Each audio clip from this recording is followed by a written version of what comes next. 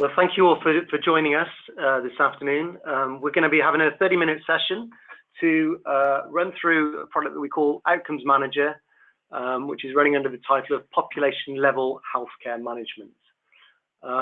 Just before we start, if there's anything that you'd like to ask us, there is a little chat box in the right-hand corner.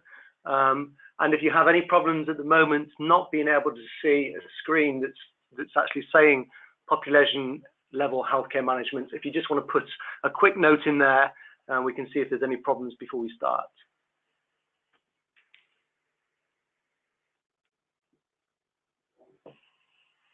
Okay, excellent. So my name is Carl Woodruff. I'm the Business Development Manager for Vision Healthcare, and we're going to be talking about Outcomes Manager. With me today is John Behr. He will actually be taking you through the software to give you an actual demonstration of what the system actually does. I say we've got about 30 minutes. Hopefully we'll have a time for a few questions at the end, but if there's anything that we're not able to cover in the time, we'll have a look through the chat box and we will give you answers to all of those questions. If not today, then certainly tomorrow. This is also being recorded, so if any of you want to run through this again at a later date, we'll also send you a link so you can have a look through that in your own time. Okay, so as I said, my name is Carl Woodruff. I'm the Business Development Manager, and I've been particularly interested in the practical deployment of this kind of tool. So what this is meant to do is basically give aggregated data to a CCG, so they're able to make really good decisions based on accurate and up-to-date data. I've worked with CCGs and I've also worked in primary care, and I've not seen anything like this provided by anybody else that gives you the kind of information that we're able to provide here. There's all sorts of challenges out there, both financial, strategic, and clinical, and I think that this is something that can be really good to help with that. So problems which I currently see is that if you're in a CCG area with more than one primary care system, currently the solution that you might be offered will only work with one of your systems. What we'll be looking at is a solution that will run data analysis on EMIS System 1 and Vision. CCGs will also need practices to actually do something so they can actually get data out of those systems. What you're about to see is a solution where the data automatically extracts the data from those three systems. The other thing that we see is that when CCGs get the data back, they've got to do something with that data in order to use it. Again, what you'll see is that the data that's actually being extracted automatically renders onto a central dashboard and can be analyzed further. It can be really difficult for CCGs to understand what's happening in an area, and there can be so much data, it can be difficult to make sense of it. So what you'll see here is that aggregated data is actually rendered again to the dashboard really easily. Again, issues like quality and good performance in individual practices again is something that can be nigh on impossible. And again, this will enable you to see the data, and that will be an assessment per practice. So you're able to see accurate data that's also up to date, which helps you to make good strategic decisions based on accurate and up-to-date data. The final and arguably most important thing to say is that a lot of the solutions that you'll be looking at are very expensive. What you'll be seeing here is that the solution that you'll be looking at is actually covered under GP SOC, so most of these funds will actually be paid for centrally.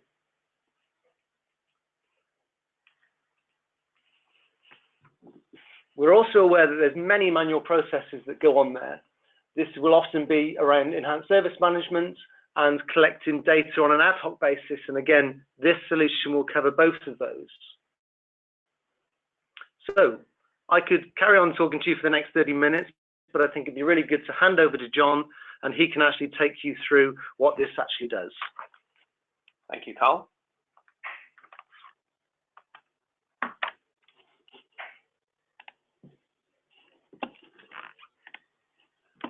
So I'm going to talk you through one example of a module that was used in live, so in the CCG, and was designed really with the aim of increasing prevalence of long-term conditions, or finding those cases that were at that point hidden to the practices for various reasons. What I must stress is that this is just one example of what the tool can do in terms of how it can analyze the clinical data. So you're not bound to only use this tool for case finding. It can do anything from risk stratification of any clinical area through to helping the diagnostic process, the pathway through a diagnosis of a particular condition or condition. And you could also tailor it to manage a specific condition. So if you have something like COPD, you might want to manage it against national guidelines, and the tool can be written in such a way that it will allow that. We're focusing today on the reporting element of the tool, but just to point out that at the practice level, the tool allows the creation of alerts relating to the clinical module that's been designed. So pop-ups within a patient record that give you clinically relevant information relating to that module. It also allows uniform data entry through the use of a predefined template. And those templates can be intelligent in that they are linked to the alerts, so that adding a particular data might cancel out those alerts in real time. We're not going to focus on that element of the tool. I think that's functionality that is familiar to everybody. But just to again re-emphasize that even the alerts and the templates are cross-platform in that they work on Vision, EMIS, and System 1 in exactly the same way. The next level up from those reports, from the templates and alerts, would be practice reports. So running exactly the same logic that's perhaps generating those alerts would give you lists of patients based on particular clinical parameters. And I will show you an example of that relating to this particular module. Again, the same logic that generates the alerts and generates those reports, you use that exact same module to uplift the data that's being generated through that engine into the dashboards. And this is really what we're going to start with today. So what you're looking at in front of you would be the environment that a CCG or federation or cluster or health board who has purchased this tool, who has access to this tool, will see when they first log into Outcomes Manager. The first thing to stress is the ease of distribution of any of the modules.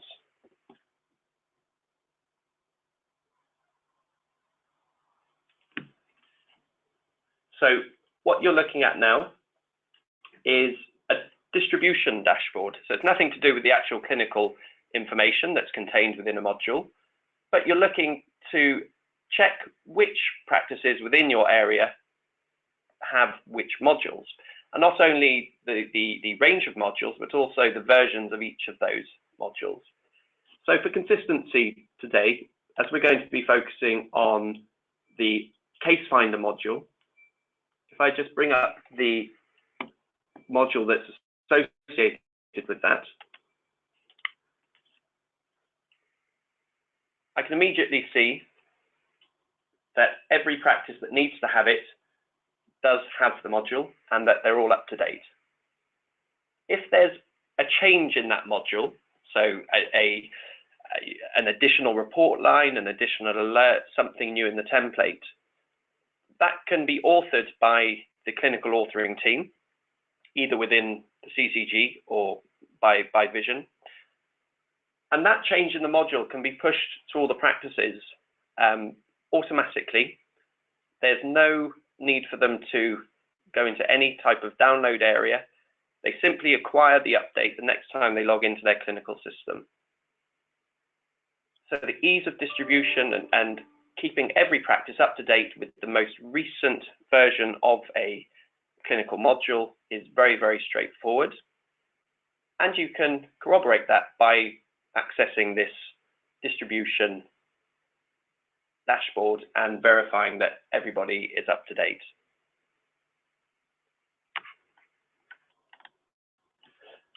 So onto the more clinical aspect of the tool.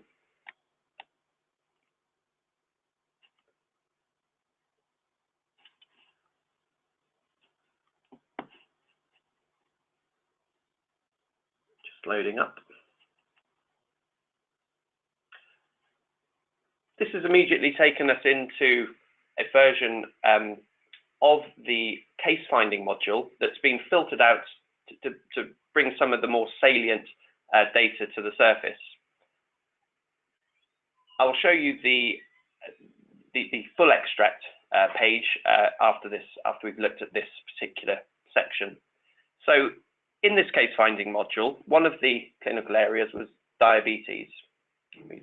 We wanted to come up with ways of looking at the clinical record that would help us, or help the practices, to identify patients who probably should have, or definitely should have, a diagnosis of diabetes in their record, and for whatever reason that diagnosis was missing.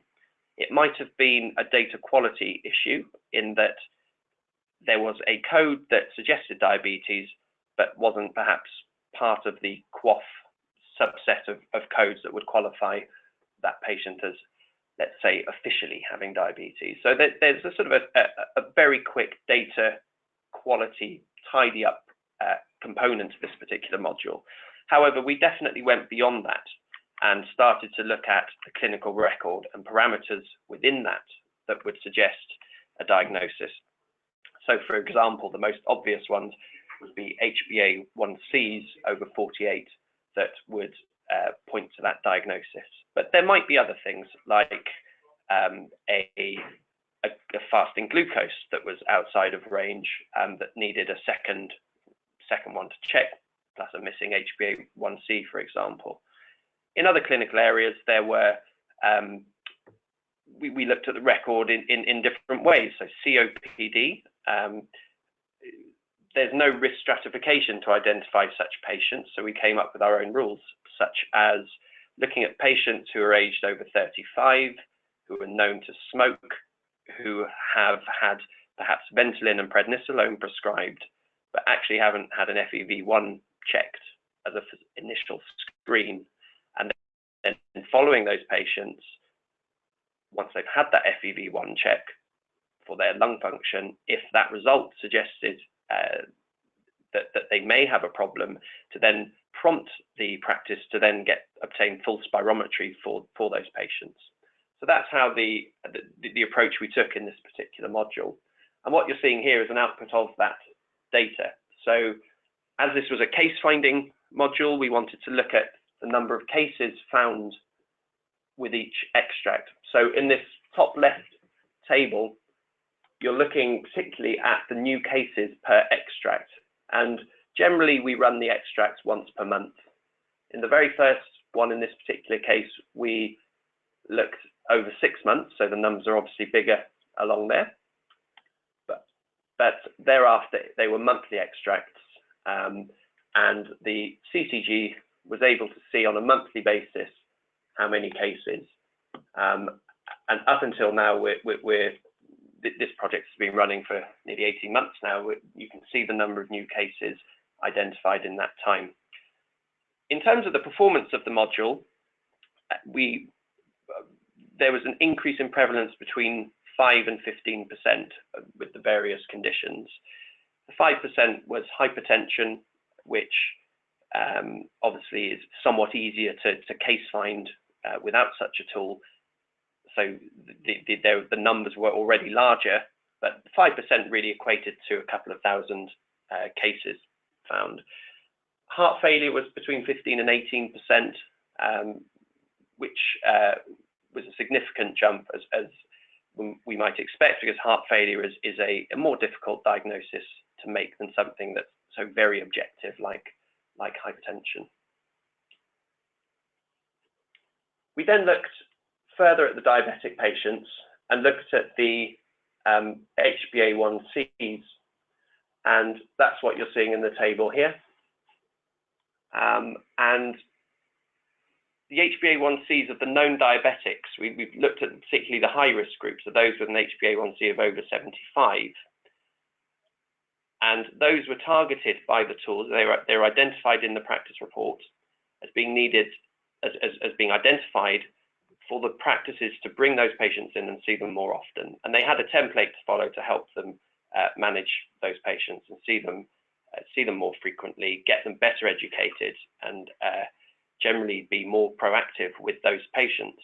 And the number that started was over 3,000 in that particular cohort. And after a year, that number had dropped by a third, which represents a significant reduction in the likely complications that those patients would suffer in the future if they can maintain that HbA1c, which then has an added value in terms of the burden on general practice and secondary care locally in terms of managing those complications and the costs that are associated with that.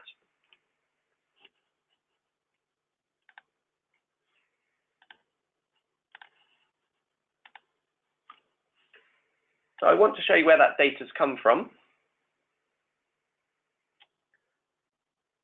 As Vision, we get to obviously see all of these, but as a CCG, you would have only the dashboards linked to the modules that you had purchased.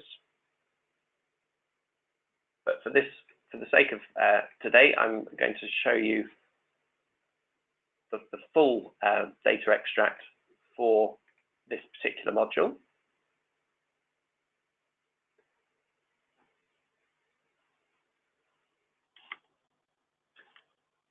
So I'll just orientate you that the principle of one row per extract is exactly the same here. The ticks mean that for those particular practices, the extract has been successful. There's a nice built-in reliability to the extract mechanism, in that if for whatever reason there is a failed extract, you'll see a cross, and there are some examples. But the tool will know to run the next day, but treat the dates as if it were the original date of the extract, so that you're not getting a mix of data. Now, I quite like, we've kept these crosses in. We probably should delete them in all honesty, but there is the ability for the practices to manually run the extract that goes to the dashboard as well, and that's what you're seeing here. So 2 practices have decided to run it. We can lock that functionality out, but we've kept it in just to show that that's possible. Now, within each of these extracts, you can then actually see the data. I'm just expanding one of them.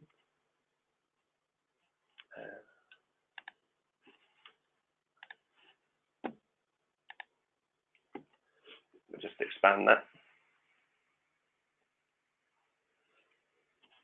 And while that's expanding, I'll just show you the practice level equivalent of what you're looking at.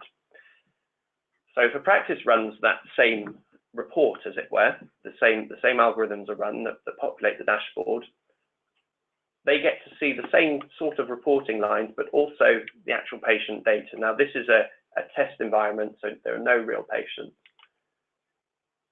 So what the practices would see would be possible cases all lumped together, so all possible diabetic cases in this example, all COPD, all CHD, but then also a breakdown of the specific reasons why those patients might have those conditions. And all of these report lines and the logic that underlies them is completely configurable, like I said at the beginning, to meet any type of clinical module that you want to create. So we have 281 patients whose latest HbA1c is greater than or equal to 48. And so the chances are you'd want to do something similar to all that group, which is why we do that additional breakdown, because if you're just working off this higher level, there are lots of different reasons at that point. Just to quickly show you the template that's associated with this. So this is what you would see if you were in the patient record as well, but you can access it from the practice report level. So the advantages of a template is that you bring all the right data into one place. So possible diagnoses or the relevant results, and there's your HbA1c that's triggering the patient being on that list. Any prescriptions, there's no limit to what we can put into these templates. So it's making sure that you get the right information into a template that's relevant to that particular clinical scenario. There's even a way of removing the patient from this process. So if you've reviewed the notes and you've decided they weren't diabetic, you can say that. Obviously, in this case, I wouldn't really for clinical reasons, but you can exclude that patient from the tool. Immediately, you could see the intelligent link to the template by putting that in. If you save and close it, that patient has disappeared. So that the list at the practice level updates in real time. So it's a very useful way of managing tasks. So if I come back to the dashboard, this is pretty much the same thing as you're seeing that I just showed you at the practice level, but this is the aggregated data across the practices. So what you're not seeing is any patient data at this level. If there is a need within a CCG or FCP area to access pseudonymized data, we are developing that approach, and that should be available in early 2018, and that would be securely hosted, of course. So here's the same thing. We're looking at, for this particular extract, the number of cases found in one particular month, but you can, again, drill down into that particular report from here. Gives you the total. A lot of people like to really manipulate the data further themselves. So if I just open up one of these, I'll show you how that can be done. So I've opened up the last extract, and I would like to pop it into a CSV and perhaps use something like Power BI to process this data further. Let's try and save that and open.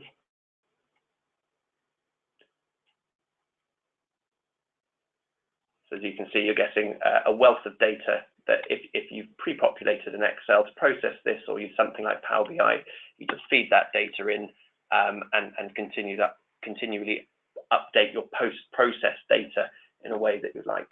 So I think there's a moves in a lot of areas to create data warehouses from primary care. I see this tool as actually using the practices as a virtual data warehouse. There is no need to move that data out to the practices. This tool does the queries that you need to without the complexities of having to have complex data sharing agreements to actually move the data out of the practices, the patient identifiable. That doesn't have to happen with this tool. It saves so much time because the dashboards are run automatically overnight. So there's no buttons for any practices to have to press for that data to reach the dashboards.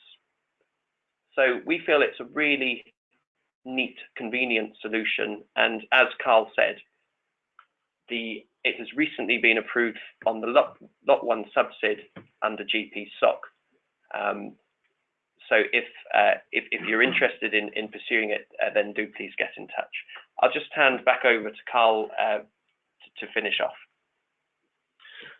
Thank you, John. So I say John has spoken and shown you just one example of how the tool can actually be used.